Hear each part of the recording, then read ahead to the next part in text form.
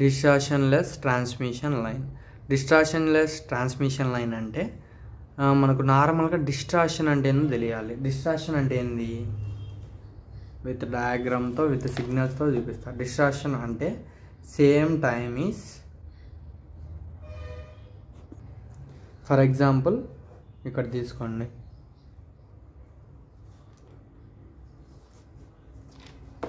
ఇక్కడ చూడండి, ఇది తీసుకున్నాం. ఇక్కడ 5 volts positive peak, 5 volts negative peak. Next ఇలా తీసుకున్నా, ఇది వచ్చేసి 2 volts -2 volts. నెక్స్ట్ ఇది తీసుకున్నా, ఓకేనా, ఇది తీసుకున్నా 5 volts -5 volts. ఇంతవరకు క్లియరా? ఇంతవరకు తీసుకున్నాం కదా. ఇది వచ్చేసి 5 volts అంటే ఎంతైతే ఉందో అంత సేమ్ అదే ఉంది. అంటే ఇదేంది, లాసీ లెస్. ఇది వచ్చేసి లాసీ, అంటే దీంతో కంపేర్ చేసుకుంటే ఇది లాస్ అయిపోయింది కదా, అంటే ఇది లాసీ, ఇది లాసీ లెస్. ఇక్కడ వచ్చేసి ఏంది, డిస్ట్రాక్షన్ జరిగింది. డిస్ట్రాక్షన్ అంటే ఏంటంటే, ఫర్ ఎగ్జాంపుల్ నేను ఇప్పుడు మాట్లాడుతూ ఉన్నా కాబట్టి నేను మాట్లాడుతూ ఉన్నప్పుడు some sounds like mobile sounds కానీ, లేదా ఎయిర్ గాలి యొక్క సౌండ్ కానీ, ఇలా సమ్ అదర్ సౌండ్స్ అనేటి సేమ్ టైంలో సమ్ అదర్ సౌండ్ యొక్క డిస్టర్బెన్స్ అనేది నాకు వస్తుంది కదా. ఇప్పుడు సమ్ అదర్ సౌండ్స్, గాలి తగిలినప్పుడు మనకు సౌండ్ వస్తుంది కదా, ఎయిర్ వచ్చినప్పుడు గాలి తగిలినప్పుడు మనకు సౌండ్ వస్తే దాన్నే మనము డిస్ట్రాక్షన్ అంటాం. ఓకేనా. ఇప్పుడు డిస్ట్రాక్షన్ అంటే ఏందో మనకు తెలిసింది, దాన్ని డిస్ట్రాక్షన్ అంటాం. అదే క్లాస్ రూమ్లో కూడా మనము ఏదైనా సార్ లెసన్ చెప్పేటప్పుడు మనం మాట్లాడుతా అంటే మనం అనేది అక్కడ డిస్ట్రాక్షన్ అనమాట. అప్పుడు సార్ వాయిస్ అనేది మనకు ఆడిబుల్గా ఉండదు. డిస్టార్షన్లెస్ కండిషన్ అంటే R/L = G/S. R is the resistance, L is the inductance, G is the conductance, C is the capacitance. ఇది ఈక్వేషన్ నెంబర్ 1. P = α + J/β = ఈ పీకి ఇది ఈక్వలే, నెక్స్ట్ ఇది కూడా ఈక్వలే, √R + jωL × G + jωc. ఇది ఇప్పుడు చూడండి, ఈ రెండు ఈక్వల్ చేద్దాం. R + jβ = ఈ రెండు దాంట్లో ఫస్ట్ దీంతో నేను R అనేది కామన్ తీసిన. ఇక్కడ చూడండి క్లియర్గా ఏమి ఇచ్చిండు మనకి, ఇది కదా ఇచ్చింది, √R + jωL G + jωc ఇది ఇచ్చిండు. దీంతో సపరేట్ చేసిన, క్లియరా, సపరేట్ చేసిన. దీంతో R అనేది సపరేట్ చేద్దాం. R సపరేట్ చేస్తే అప్పుడు ఏమవుతుంది, 1 + jω, ఇక్కడ R ఉంది కాబట్టి బయటికి తీసేసిన, అప్పుడు 1 ఉంటుంది. ఇక్కడ R లేదు కాబట్టి R తో డివైడ్ చేయాలి. నెక్స్ట్ ఇక్కడ కూడా సేమ్, G అనేది కామన్ తీసిన, G కామన్ తీస్తే 1 ఉంటుంది, ప్లస్ jωc/G.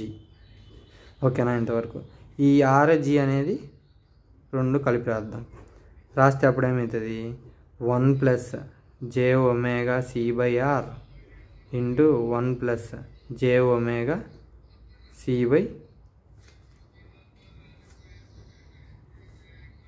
ఇది ఓకేనా. ఇంతవరకు క్లియరా. ఇప్పుడు మన క్వశ్చన్లో ఏమి ఇచ్చినాడు, R/L = C/G/C. R/L ఉన్న చోట ప్రతి చోట మనము C/G అనేది పెడతాం. ఇక్కడ ఏముంది మనకి, L/R ఉంది. L/R ఉన్న ప్లేస్లో R/L = G/C కదా. నాకేముంది ఇక్కడ L/R ఉంది, అంటే L/R = C/G. ఇది రెసిప్రోకల్ అయినప్పుడు ఇది కూడా రెసిప్రోకల్ అవుతుంది కదా. L/R ఉన్న ప్రతి చోట మనము C/G పెడదాం. C/G పెట్టిన, C/G పెడితే ఇదేంది, ఇది సేమ్ టర్మ్, ఇది సేమ్ టర్మ్, x × x ఏమైంది, x² అయితే అప్పుడు ఏమైంది, √RG × 1 + jωc/G². స్క్వేర్కి రూట్ క్యాన్సిల్ అయిపోతే ఏమవుతుంది, √RG × 1 + jω ఇది ఉంటుంది అనమాట. ఇంతవరకు ఓకేనా? ఇప్పుడు దీంతో ఈ రూట్ ఆర్జీతో మల్టిప్లికేషన్ చేద్దాం. రూట్ ఆర్జీతో మల్టిప్లికేషన్ చేస్తే ఏమొస్తుంది? రూట్ ఆర్జీతో మల్టిప్లై చేద్దాం. Root R G into 1 + jωCG alpha plus J beta equal to root R G into 1 ఏమైంది? రూట్ ఆర్జీ అవుతుంది plus root R G into jωC/G jω root R G into C/G. ఓకేనా? దీంతో మల్టిప్లై చేసిన. ఇప్పుడు మల్టిప్లై చేస్తే ఏమవుతుంది? Alpha plus J beta equal to root R G plus jω